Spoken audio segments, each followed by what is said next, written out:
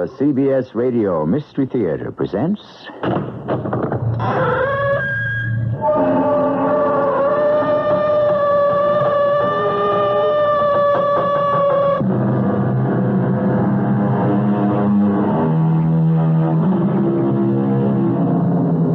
Come in. Welcome. I'm E.G. Marshall. Consider the word uncanny. What do we mean when we say a thing is uncanny?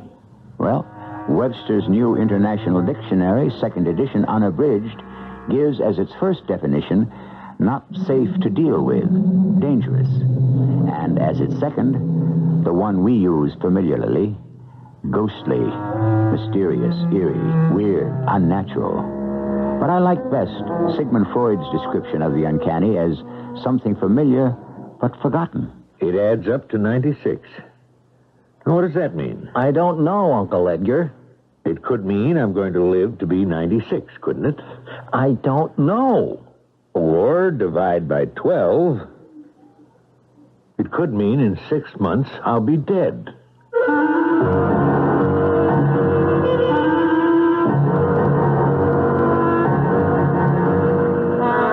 Our mystery drama, No Way Out, was written especially for the Mystery Theater by Elspeth Eric and stars Earl Hammond.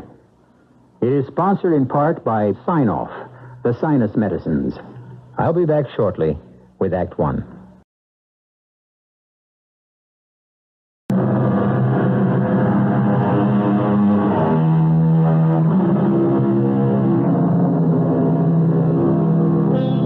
We all feel that we know what we mean when we say a thing is uncanny, but perhaps it is not the thing that is uncanny, but the feeling it arouses in us.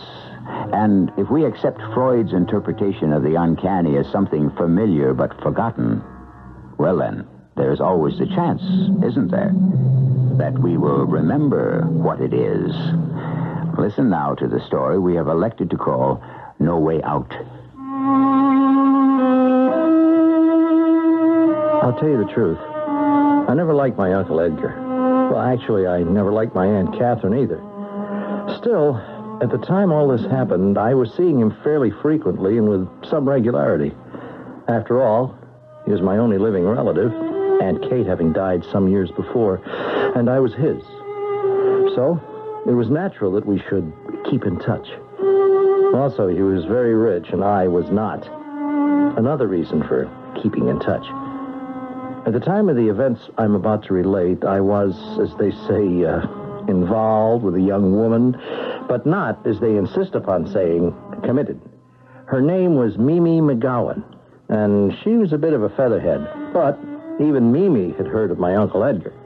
Edgar Logan? You said Edgar Logan? Yeah, that's what I said. He's your uncle? You mean to sit there and tell me Edgar Logan is your uncle? I'm sitting here, and I'm telling you. Why didn't you ever tell me before? Well, the subject never came up. But Edgar Logan? Goodness gracious, Mark. Edgar Logan, your uncle? And you never told me? What do you know about Edgar Logan? He owns all kinds of oil wells all over the place, and... Silver mines. He owns silver mines. Oh, I thought it was oil wells. No, not silver mines. Well, silver mines are nice. Very nice. He has several. Is he married? Oh, he was. To my Aunt Kate. He's divorced. How long has he been divorced? He's not divorced. You said... Aunt Kate died a few years ago. Oh, what a shame. How old is he? Oh, about 50, I guess. Oh, that's not old. Not really old. Tell me about him. Why? Because I'm interested. I'll just bet you are. Why wouldn't I be interested in somebody who's related to you? Well, you never have been before. Honey, I never even knew you had any relatives. You never mentioned any. There aren't any except him.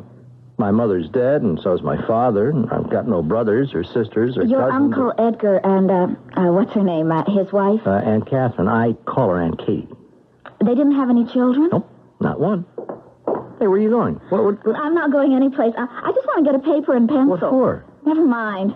Go right on talking. I can do this and listen to you at the same time. What are you doing? Tell me about his wife. Your Aunt Kate. What was she like? Aunt Kate? Well, we'll see. Aunt Kate was... she was the most totally depressed woman I ever met. Depressed? Completely. Oh, well, what did she have to be depressed about? Mimi, there are lots of people who are just depressed. Not about anything. They're just depressed. I myself am somewhat depressed about 6 days out of 7. I never knew that. But Aunt Kate was chronically depressed. You know, depression hung all over her like a shroud. My goodness. Of course, she wasn't well. She was sick? I didn't say she was sick. I said she wasn't well. She was always having to go lie down. She was tired. Tired. Or dizzy. Why was she dizzy? She got dizzy every so often from hyperventilating. What's hyperventilating? Taking big, deep breaths. I thought that was supposed to be good for you, taking big, deep breaths. Not if you take too many. Oh, I see. Well, sometimes she'd faint. From taking too many deep breaths? Yeah, I guess so. So what the heck are you doing? Are you writing a letter? No, I'm not writing a letter. I'll tell you in a minute. Go on about your Aunt Kate. Well, they lived in this big penthouse. Penthouse, huh? Uh-huh, with a terrace on all 4 sides. All 4 sides? Oh, it was spectacular. I've never even seen a penthouse with a terrace on all 4 sides. I've never even seen a penthouse. All I've ever seen is dumps like this one, or like yours. Well, go on. Well, one day she went out on the terrace. She was hyperventilating, and she got dizzy. And I guess she fainted. Anyway, she fell off. Oh, that's sad. Did she die? Well, she fell from the 22nd floor. Very sad. How long ago did this happen? Oh, 5, 6 years, something like that. And your uncle never got married again? No. Well, you know, I guess he really loved her. He still talks about her a lot. What a wonderful woman she was, you know. Still takes flowers out to the cemetery and puts them on her grave. Really? I drive him out. Oh, in his car, of course. He has a chauffeur, but, you know, when he goes to the grave, he likes me to drive him. Sure. I wait in the car while he takes the flowers to the grave. That's nice. Yeah, he stays 5 or 10 minutes. Then he comes back to the car, and I drive him home. Uh-huh. It's the least I can do. Oh, no! Hey, what's Oh, no! What's the matter? What happened? Oh, he's a 4. Oh, what? Your uncle is a 4. Oh, yeah, what? Well, what's a 4? Numerically, Edgar Logan adds up to a 4. Look, see? Here's how it adds up. Edgar, 54719. Logan, 36715. Add them up and you get 40. 4. Oh. The O doesn't count, so that makes him a 4. Oh, that's terrible. Why is it terrible? What's so terrible about being a 4? It's the worst you can be. Unimaginative, uninspired, a clod. Absolutely a clod, a complete clod. Oh, you don't believe that stuff, do you? Of course I believe it. I myself am a 5. Clever, a risk taker, very active sexually. Did you know that the word sex actually adds up to 5? Oh, I never knew. But your uncle, a 4. Well, of course, 4s are also very industrious. They work hard. Oh, that's him. But the sad part is, 4 is the number of failure. That is not him. Don't tell him I told you this. It might depress him. Oh, no, I wouldn't dream of it. Maybe there's some way we can fix it. Maybe he could come out of 5 like me. Probably not a 9, which is the very best. But maybe a 6 or an 8. Well, how do we do that? I don't suppose he'd change his name. At his age? Yeah, I don't think so. We'll think of something. You know, I just can't believe that you're serious about this whole thing. Mark, numbers rule our lives. Numbers have mystical significance. Numbers have vibrations, like light and electricity and magnetism and molecules. Didn't you know that? No, I never knew that. And vibrations, Mark.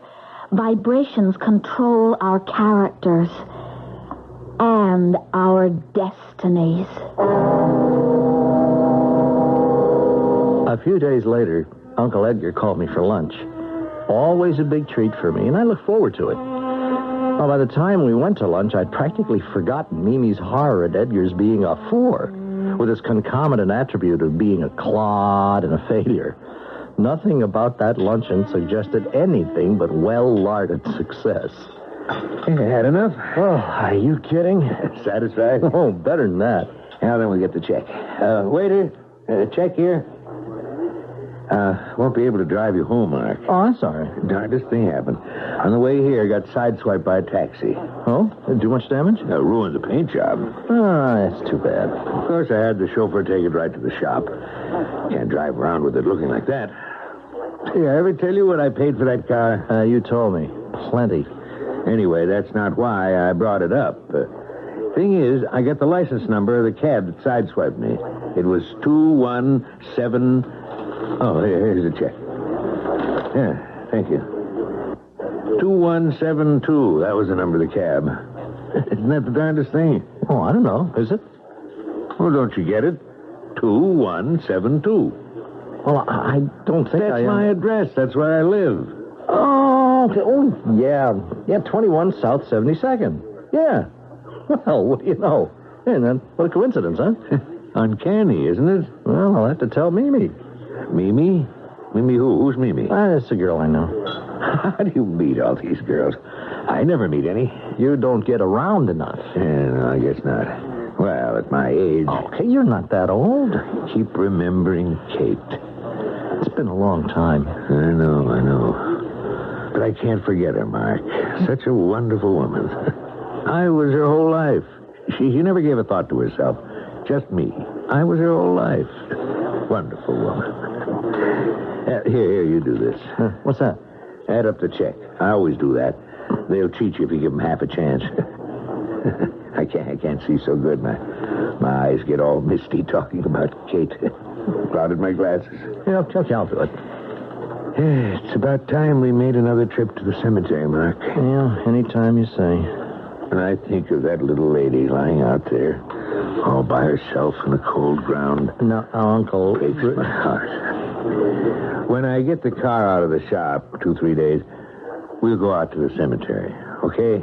Yeah, okay. And meantime, maybe you'll introduce me to this Mimi person. Sure, if you want me to. Yeah, gotta get out more. Gotta stop brooding about Kate. That's right. Haven't you got that check added up yet? Huh? Oh, yeah, I just wanted to be sure. Well, you can add, can't you? Yes, but Get yourself one of these pocket computers if you can. Uncle, I've added it 3 times. It always comes out the same. Then it's correct. Hand it over, I'll pay it. Here. $21.72. Yeah. Good Lord. 2172. The license plate? My address? Now this. Why, it's... Uncanny. I kept telling myself it was a coincidence. Just a coincidence. That's all it was.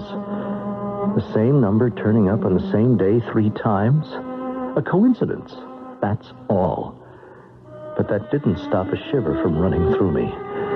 That didn't keep me from feeling that the whole thing was uncanny. There it is again. That word uncanny. Dangerous, not safe to deal with. Or mysterious, weird, unnatural. Or, and this is the definition not given in the dictionary, familiar but forgotten. It is this last meaning that we shall explore when I return shortly with Act 2.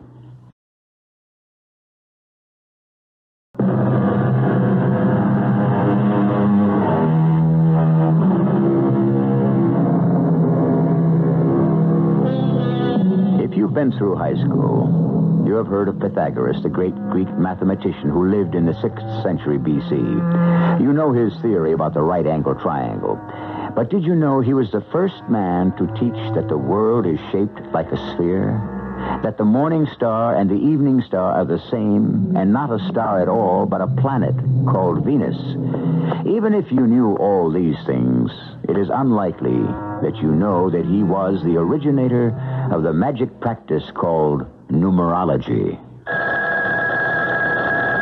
When the phone rang the day after my luncheon with Uncle Edgar, I thought, Well, they certainly were fast about fixing his car. All set to go to the cemetery, I thought. Make our periodic visit to put flowers on Aunt Kate's grave.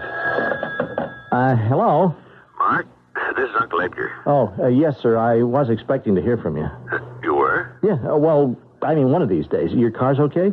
I'm not calling about my car. Oh, I thought you were. It's not out of the shop yet. Oh, I'm sorry. I thought you were calling about going to the cemetery. Oh, that. Yeah, well, anytime you want to go, it's all right with me. No, before we do that, Mark, I was wondering, you remember at lunch we were talking about, me getting out more? Yeah, I remember. Meeting people? Yeah, you should do that. I'm not that old. Well, you certainly are not. So, I thought, remember you told me about a girl, I think her name was Mimi? Yeah, Mimi McGowan. Yeah, that's the one. I thought maybe you could introduce me to her. Yeah, I could do that. Fine, that's fine. I thought the three of us could have lunch together, at the usual place. You think she'd like that? Did I think she'd like it? I knew she'd like it. She'd be crazy about it. Why, she'd eat lunch any place with a man who owned a string of silver mines. So, I arranged it, the luncheon, the three of us. And then I arranged another one, and then I arranged a dinner. And pretty soon I didn't have to arrange anything anymore because Mimi and Uncle Edgar were arranging things between themselves. I'll admit I was a little upset. After all, Mimi and I were involved, if not committed. And one day I stopped in at her place without calling first. Oh, Mark! How nice. Come in. Guess who's here? Oh, I couldn't possibly. Hello, Mark. Well, hello, Uncle Edgar. Mark, you want a drink or anything? No, I don't want anything. We were just about to open a bottle of champagne. Are you celebrating something? Kind of. I'm moving out of here. I'm taking a new apartment. Is that so? Well, I happened to see one I thought would be just right for the young lady here. Well, isn't that swell? I happen to know the owner of a high-rise that's just gone up. You know how hard apartments are to find these days. Oh, yes. And I was able to persuade him that Mimi here would be a very desirable tenant. Isn't your uncle the sweetest, dearest man ever? The kindest, the most thoughtful, the most generous? Have you told him he's a 4? What? Have you told my Uncle Edgar he's a 4? A hard-working, industrious, but doomed to failure? What are you talking about, boy? In other words, a clod? No, hold on. A complete and total clod? It so happens that you know nothing whereof you speak, Mark. You told me so yourself. He's a 4. It just so happens, Mr. Smarty, your uncle is a 9, a number of high mental and spiritual achievement. Large-minded, visionary, idealistic, romantic, and passionate. You don't say. 9 is the best. How did he get to be a 9 from being a 4? I used his nickname, Eddie. I was always called Eddie in my youth. And Eddie Logan adds up to a 36, and 3 and 6 added together equals 9. So there.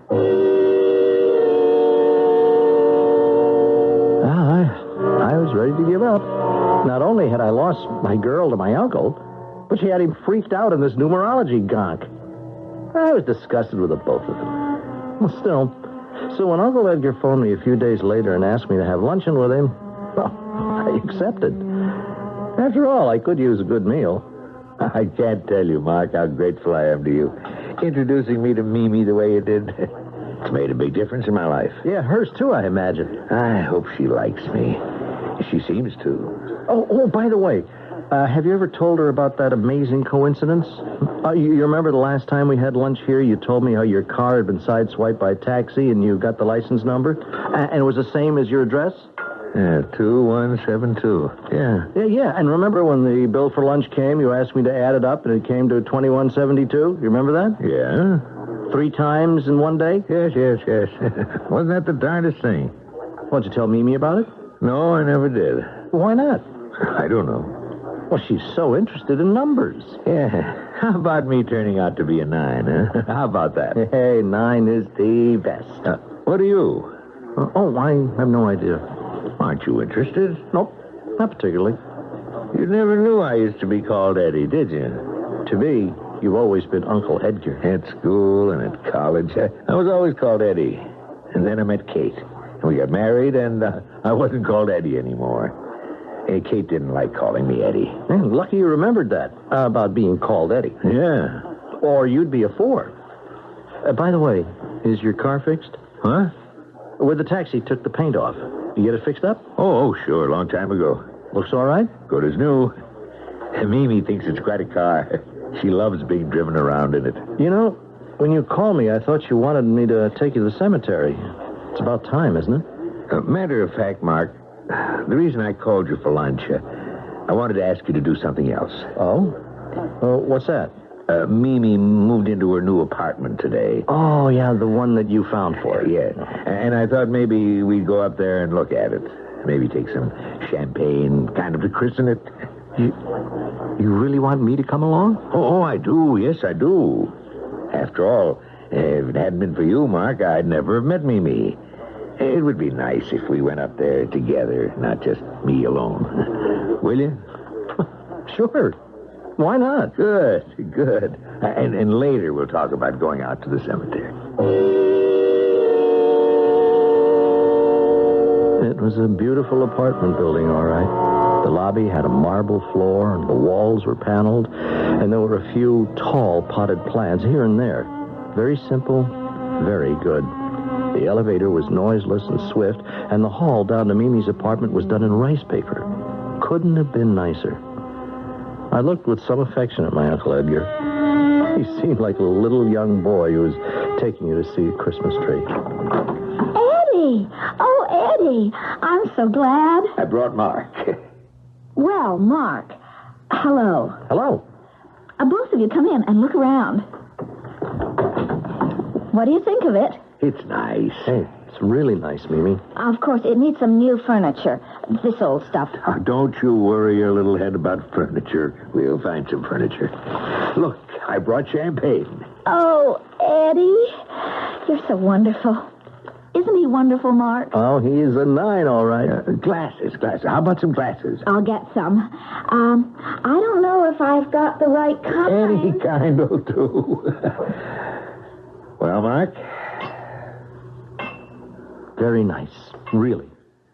Actually, she wanted a place with a terrace, but I just couldn't go for that, Mark.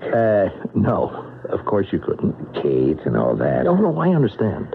But this will be all right, don't you think? Well, better than all right. I got them.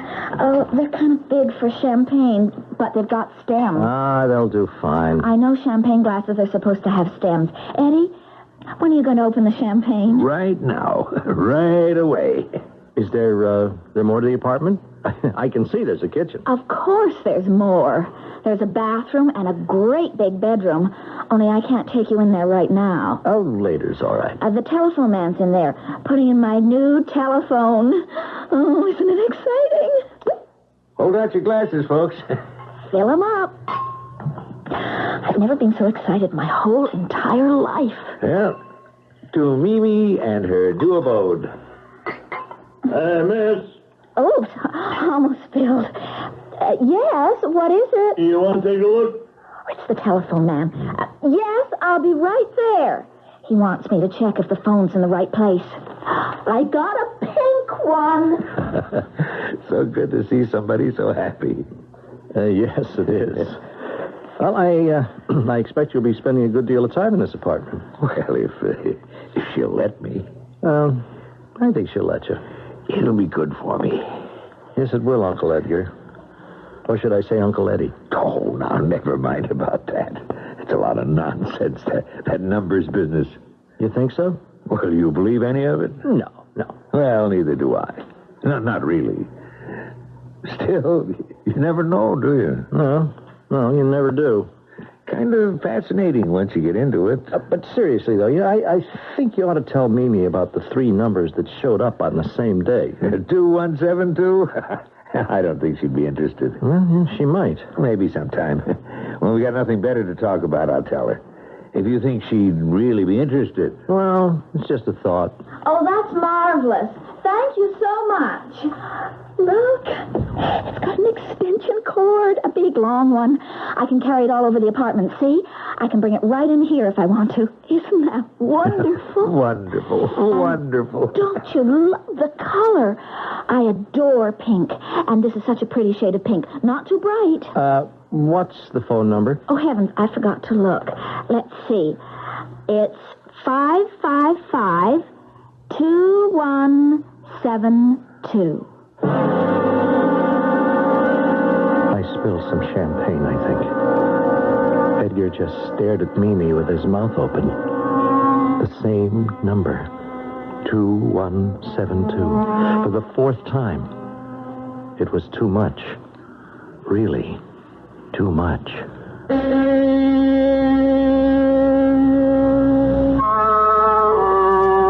Pythagoras really started something, didn't he, when he became obsessed with numbers?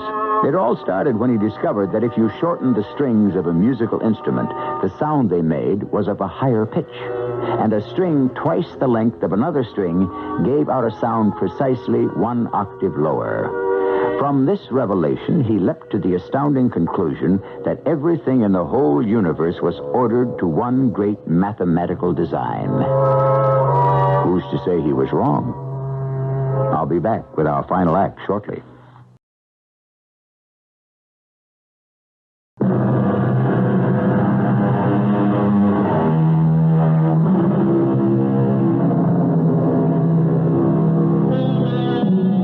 Besides numerology, Pythagoras believed in reincarnation, that your character and your destiny were determined long before you were born by your previous existences. The name, moreover, that your parents gave you was determined by their previous existences. It would seem, would it not, that no one has much, if any, choice in what one is or becomes. I don't know about you, but I find that rather depressing. The fourth coincidence of the number 2172 turning up in my uncle's life was, to say the least, disturbing. I tried not to think about it. But, as so often happens, it is impossible not to think about something you're trying not to think about. 555-2172. Mimi's phone number, nothing more. That's what I told myself. That's what I was telling myself when the phone rang. Hello. Mark. Oh, Uncle Edgar, I thought it might be you. I'm all shook up, boy. I don't mind telling you. After what happened yesterday. Well, I'm a little shook up myself. How could it happen? I don't know, Uncle. I can't even guess. Is somebody out to get me? Okay, come on now. Oh, you mean the taxi company and the restaurant and the phone company? You mean they're all in cahoots or something? You really believe that? I don't know what to believe, Mark. Mark, look, I'm in a bad way. I wish I could do something. Well, there is one thing you could do. Name it. Drive me out to the cemetery. Of course. Will you do that? Well, sure I will. When do you want me to go? Today. Today? Sure. What time? Well, in about an hour. That'll give me time to get some flowers. Is that okay? Sure. Mark, I thought I'd get a whole lot of white carnations.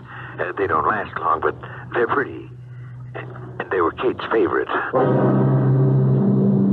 I've never felt worse in my whole life. I'll grant you, I'd been more than a little jealous when my uncle and all his money moved in on my girl. Well, true, she was stupid and silly and mercenary to the core, but we'd been involved, though never committed. And I didn't like losing her. But the sight of this middle-aged man who thought he'd found a little pleasure, a little gaiety, a little relief from the barrenness of his days, it wasn't easy to look at. And all because of a telephone number, 555-2172. Car runs nicely, doesn't it? Yeah. Handles easy, don't you think? Very. Yeah, first time I got one that wasn't black. All the others I bought were black. Until this one. It's dark gray. Yeah. A very dark gray. Yeah. Can't think why I put off this trip for so long. Huh? Oh, no. It hasn't been very long. No longer than usual. Well, maybe a little longer, but not much. I used to go to the cemetery regularly. Well, you know, you always drove me. Uh-huh. I used to go regularly. And I was planning to go when that number business happened. 2172? I can't understand why it happened. Can you? Oh, it's coincidence. It's pure coincidence. I wish I could believe that. Believe it. I was starting to believe it. I was beginning to just, dismiss it from my mind. Well, that's what you should do. Dismiss it from your mind. But Mimi's telephone number, 555-2172. Why'd they give her that number? By chance, Uncle Edgar. Sheer chance, that's all. Maybe. No, maybe. Absolutely. I should never have taken up with Mimi. Oh, well, I don't know about that. Your Aunt Kate was such a wonderful woman. What's one thing got to do with the other? I don't know. If Kate hadn't had those fainting spells, none of this would have happened. She wouldn't have fallen off the terrace, that's true. The thing is, Kate couldn't stand an argument. Oh? I didn't know that. Simply could not stand an argument of any kind. Whenever we'd argue, she'd start hyperventilating. And then she'd get dizzy, and sometimes she'd faint. I should never have argued with Kate. A wonderful woman like that. She lived for me, Mark. I was her whole world. Nothing counted for Kate but me. I should never have argued with her. About anything. Wait, isn't this the turn off of the cemetery? Yes, it is, yes. Hey, carnations are pretty, don't you think? Yeah, very pretty. They were her favorite flower. You told me. Did I? I must have forgotten. Sign of age. You want me to stop up ahead, don't you? Yeah, the regular place. Then you wait for me. I know. I'll try not to be too long. Oh, no, take as long as you like. Oh, here. I'll hand you the flowers. Got them? Yeah, I got them. I hope she likes them. They were her favorite. White carnations. Oh, I told you that. Getting old. I sat in the car and watched him trudge off toward the grave. His shoulders were bent, and he leaned forward a little as though against the wind, though there wasn't any. The great sheaf of white carnations nodded gaily at me over his shoulder, and I never felt so sorry for anybody in my life. I think I was starting to cry when all of a sudden... They were dreadful cries. The most awful sounds I've ever heard. I jumped out of the car and ran to the grave. And there was Uncle Edgar, ashen-faced and trembling all over. The carnations lay carelessly on the ground, and my uncle's shaking forefinger was pointing to the headstone of his wife's grave. Look what it says. Catherine Logan died May 21, 1972. You see that? Well, what am I supposed to see? Catherine Logan. K.L. The initials are K.L. Do you see that? See what? Died May. You get it? She died in May. May is the 5th month of the year. But I don't see... Kate died May 21st. 2-1. Don't you get it? No, I don't understand the words you're It all saying. adds up. K.L. On the telephone dial, K.L. is 55. Then the month of May, another 5. May 21. 2-1. 1972. 7-2. They're the same. Mimi's phone number and the day Kate died. I sat with him for a long time, on the ground strewn with the white flowers. He wept, and I tried to put everything together in my mind. Could it all be just a coincidence? After a while, quite a long while, I got my uncle back to the car. He stopped crying and just sat beside me without speaking, like a man in severe shock, which he may well have been. When finally he did speak, it was very quietly, but very distinctly. I killed her. Now, Uncle Edgar, you did nothing of the sort. I killed Kate. Uncle, she got dizzy and she fell. We all know that. She didn't fall. Yes, she did. I pushed her. You what? I pushed her off the terrace. No, don't stop the car. I want to go to the police station. Keep going. I can't believe what you're saying. I want to give myself up. Uncle, I just can't believe I'll try and explain it to you on the way to the police station. So keep going. Such a wonderful woman, your aunt. I couldn't stand her. But it's very hard, Mark, to live with somebody so wonderful when you're not so wonderful yourself. You know what I mean? I think so. Very difficult. Did I ever tell you they wanted me to run for state senator? No, you didn't. Of course, I might not have made it. Probably wouldn't have. Oh, I don't know about that. Kate wouldn't hear of it. Said it would ruin my health. Oh? And it would take me away from her. Oh. And the thought of me being away from her, she just couldn't stand that. I was her whole life. Yeah. She loved me so much. That's what she kept saying. She loved me so much. I was all she had. What would she do if she couldn't be with me? I'd forget her. I'd be ashamed of her. She wouldn't fit in. I'd get to hate her.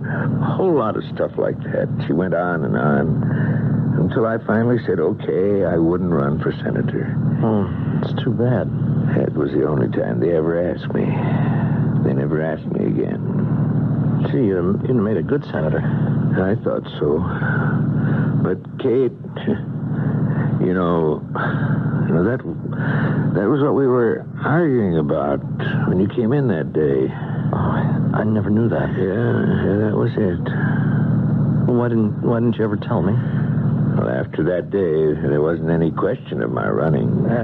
Tell me exactly what happened, Uncle Edgar, that day. I told you. We had this big fracas about me running for state senator. Got pretty bad. Pretty bad.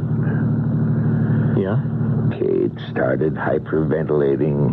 You know the way she did? Yes, I know. Big, deep, gasping breaths. Deep, deep. And she started to sort of sway a little, hang onto the back of a chair. Then what? Well, of course, I stopped. Stopped arguing. I always stopped arguing when she started hyperventilating because I knew she might go into one of her faints. I said, okay, forget it. Just forget the whole thing. Forget I ever mentioned it. Just forget it. But she was still gasping for breath and sort of swaying back and forth. So I said maybe she better go and lie down. That's what she usually did. Yes, I remember her lying down. Yeah, she said she would. And then the doorbell rang, and it was you. I said I'd let you in, and she said make her excuses, etc., etc. And I started for the door to let you in, but instead of going to a room, she headed for the terrace. I said, where are you going? And she said, just to get some fresh air. She'd only stay a minute. And then she went out there. And you let me in. And then what? Well, and you and I talked. What did we talk about? Do you remember? Something about the ball game. Yeah. I thought she'd been out there too long, so I got up and went to the door of the terrace. I could see her standing there. And Mark, I hated her so much. I hated that woman so much. I stepped out on the terrace and came up behind her and gave her a shove. And she went over. Now you know all about it. Now, what are you slowing down for? I want to get to the police station. Uncle Edgar, I want you to listen to me very carefully. You didn't kill your wife. I was there and I know. Everything you told me, it's true enough, except the very last part. You never went out on the terrace. You stood at the door and looked out. But I remember seeing you standing there while I was babbling on about the ball game, and I remember thinking how unhappy you looked. And now I know why. I hated her. I hated that wonderful woman. But you were still standing at the door when I heard her scream. She went over the side. Yes, but you didn't push her, Uncle Edgar. You may have thought of it. You may have wanted to, but you never went near her. I was there, and I know. I wasn't making it up. That really is the way I remember that tragic day. But sometimes I lie awake at night and say the numbers over to myself. 2172. Why do they keep turning up? The last time with the numbers 555 in front of them. Was there some nemesis pursuing my uncle? Some persistent hand of fate reaching out for him? Something mystical from beyond the grave, telling him he was a murderer? I don't suppose I'll ever know.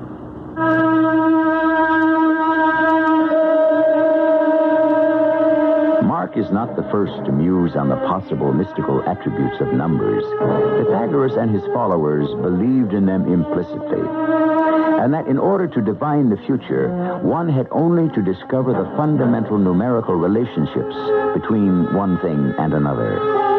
Whether he ever solved this extraordinarily complicated equation, I do not know. He never wrote it down. I'll be back shortly.